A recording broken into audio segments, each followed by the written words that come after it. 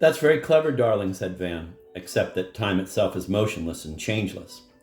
Yes, it's always I in your lap and the receding road. Roads move? Roads move. After tea, Lucette remembered an appointment with the hairdresser and left in a hurry. Van peeled off his jersey and stayed on for a while, brooding, fingering the little green-gemmed case with 5 rose-petal cigarettes, trying to enjoy the heat of the platinum sun and its aura of, quote, film color, end of quote, but only managing to fan, with every shiver and heave of the ship, the fire of evil temptation. A moment later, as if having spied on his solitude, the pava, peahen, reappeared, this time with an apology. Polite Van, scrambling up to his feet and browing his spectacles, started to apologize in his turn for misleading her innocently, but his little speech petered out in stupefaction as he looked at her face and saw in it a gross and grotesque caricature of unforgettable features. That mulatto skin, that silver blonde hair, those fat purple lips. Reenacted in coarse negative her ivory, her raven, her pale pout.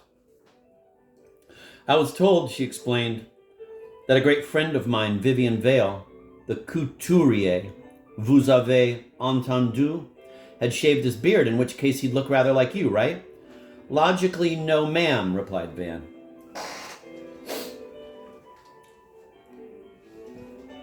She hesitated for the flirt of a second, licking her lips, not knowing whether he was being rude or ready. And here Lucette returned for her rose petals. See you après, said Miss Condor. Lucette's gaze escorted to a good riddance exit the indolent motion of those gluteal lobes and folds. You deceived me, Van. It is one of your gruesome girls. I swear, said Van, that she's a perfect stranger. I wouldn't deceive you. You deceived me many, many times when I was a little girl. If you're doing it now, tu sais que je vais mourir. You promised me a harem, Van gently rebuked her. Not today, not today. Today is sacred.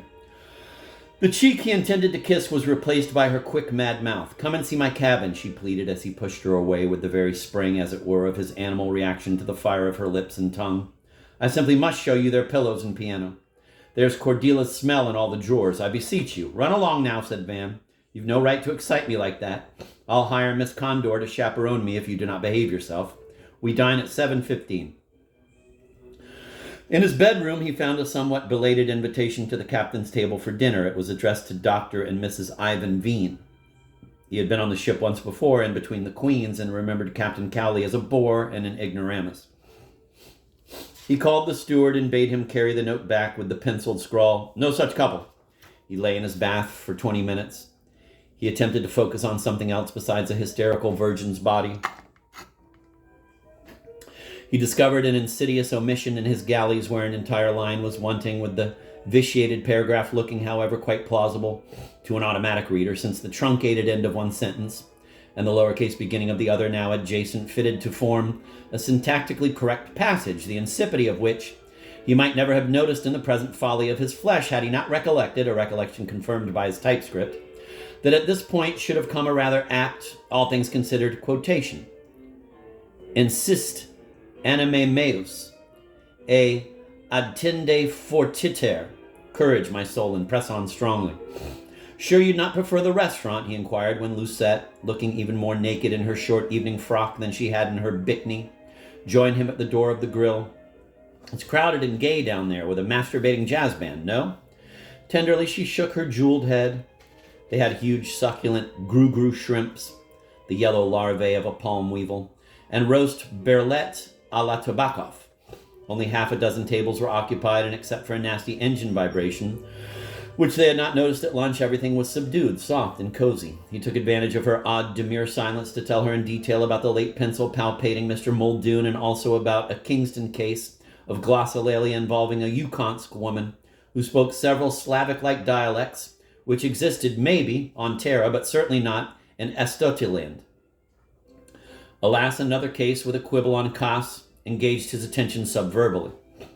She asked questions with pretty co-ed looks of doe-like devotion, but it did not require much scientific training on a professor's part to perceive that her charming embarrassment and the low notes furring her voice were as much contrived as her afternoon effervescence had been. Actually, she thrashed in the throes of an emotional disarray which only the heroic self-control of an American aristocrat could master. Long ago, she'd made up her mind that by forcing the man whom she absurdly but irrevocably loved to have intercourse with her, even once, she would somehow, with the help of some prodigious act of nature, transform a brief tactile event into an eternal spiritual tie. But she also knew that if it did not happen on the first night of their voyage, their relationship would slip back into the exhausting, hopelessly familiar pattern of banter and counter-banter with the erotic edge taken for granted, but kept as raw as ever. He understood her condition, or at least believed in despair that he had understood it, retrospectively, by the time no remedy except Dr. Henry's oil of Atlantic prose could be found in the medicine chest of the past with its banging door and toppling toothbrush. As he gloomily looked at her thin, bare shoulders, so mobile and tensile that one wondered if she could not cross them in front of her like stylized angel wings, he reflected abjectly that he would have to endure, if conforming to his innermost code of honor, 5 such days of ruddish ache, not only because she was lovely and special, but because he could never go without girl pleasure for more than 48 hours. He feared precisely that which she wanted to happen, that once he had tasted her wound and its grip, she would keep him insatiably captive for weeks, maybe months, maybe more, but that a harsh separation would inevitably come with a new hope and the old despair never able to strike a balance. But worst of all, while aware and ashamed of lusting after a sick child, he felt, in an obscure twist of ancient emotions, his lust sharpened by the shame. They had sweet, thick Turkish coffee, and surreptitiously he looked at his wristwatch to check. What? How long the torture of self-denial could still be endured? How soon were certain events coming, such as a ballroom dance competition? Her age? Lucinda Veen was only 5 hours old if one reversed the human, quote, time current, end of quote. She was such a pathetic darling that, as they proceeded to leave the grill, he could not help, for sensuality is the best breeding broth of fatal error, caressing her glossy young shoulders so as to fit for an instant, the happiest in her life, its ideal convexity bilbocquet-wise within the hollow of his palm. Then she walked before him, as concise of his gaze as if she were winning a prize for poise.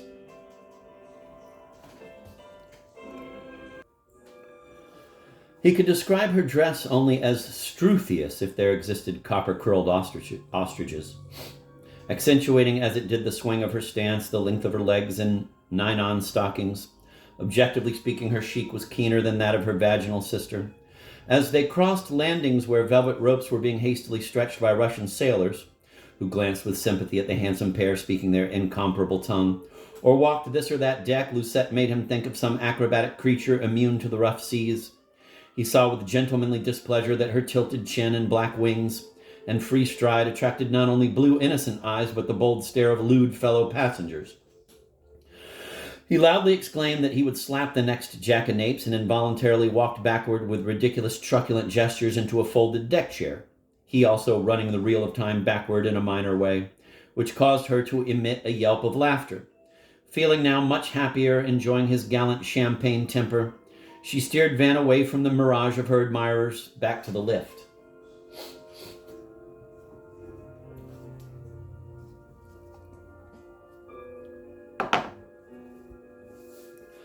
They examined without much interest the objects of pleasure in a display window. Lucette sneered at a gold-threaded swimsuit. The presence of a riding crop and a pickaxe puzzled Van.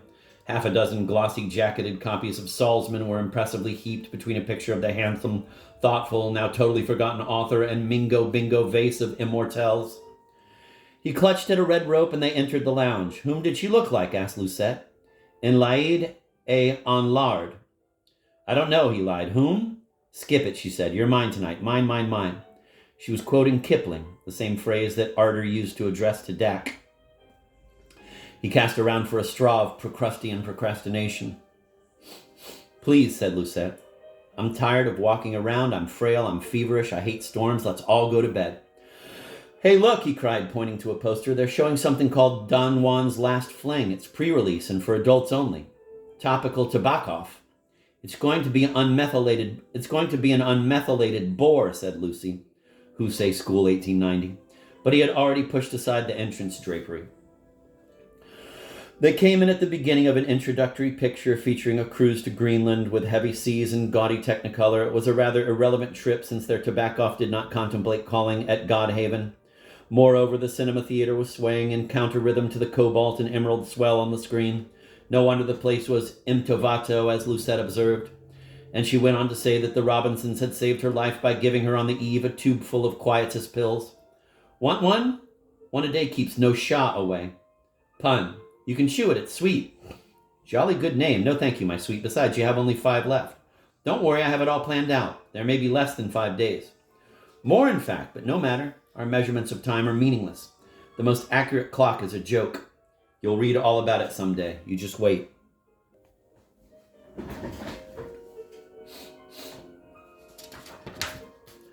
Perhaps not. Perhaps I shan't have the patience. This charwoman could never finish reading Leonardo's poem. I may fall asleep before I get through your next book.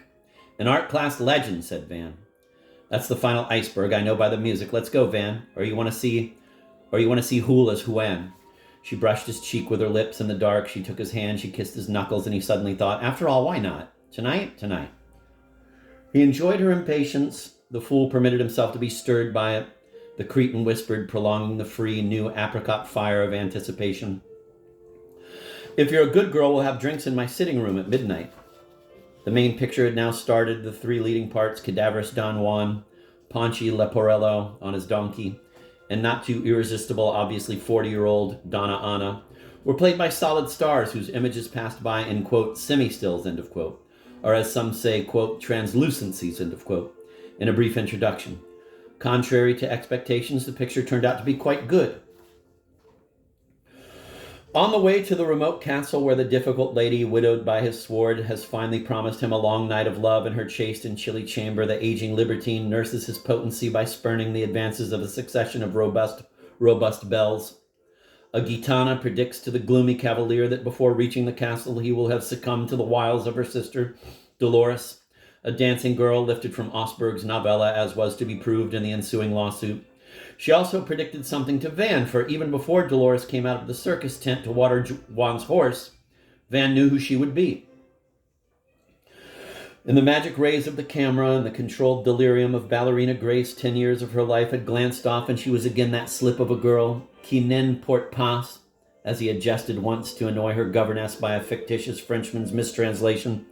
A remembered triviality that intruded upon the chill of his present emotion with the jarring stupidity of an innocent stranger's asking an absorbed voyeur for directions in a labyrinth of mean lanes.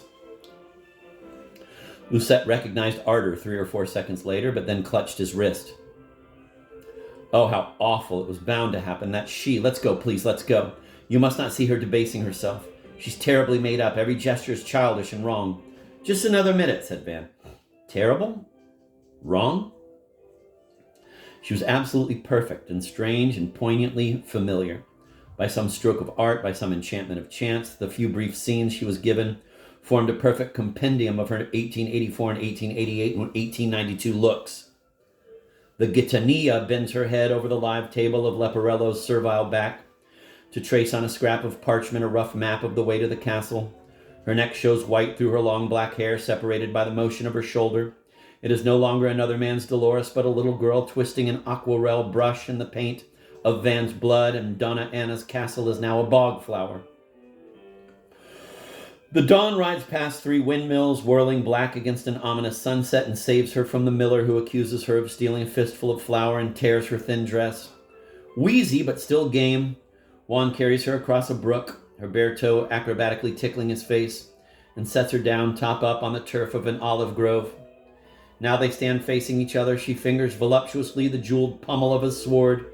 She rubs her firm girl butt belly against his embroidered tights, and all at once the grimace of a premature spasm writhes across the poor Don's expressive face. He angrily disentangles himself and staggers back to his steed. Van, however, did not understand until much later, when he had to see, and then see again and again the entire film with its melancholy and grotesque ending in Donna Anna's castle, that what seemed an incidental embrace constituted the stone cuckold's revenge. In fact, being upset beyond measure, he decided to go even before the olive grove sequence dissolved. Just then, 3 old ladies with stony faces showed their disapproval of the picture by rising from beyond Lucette, who was slim enough to remain seated, and brushing past Van, who stood up in 3 jerky shuffles. Simultaneously, he noticed 2 people, the long-lost Robbinses, who apparently had been separated from Lucette by those 3 women and were now moving over to her. Beaming and melting in smiles of benevolence and self-effacement, they sidled up and plumped down next to Lucette, who turned to them with her last free gift of staunch courtesy that was stronger than failure and death. They were craning already across her with radiant wrinkles and twittery fingers toward Van, when he pounced upon their intrusion to murmur a humorous, bad sailor excuse and lead the cinema hall to its dark lurching.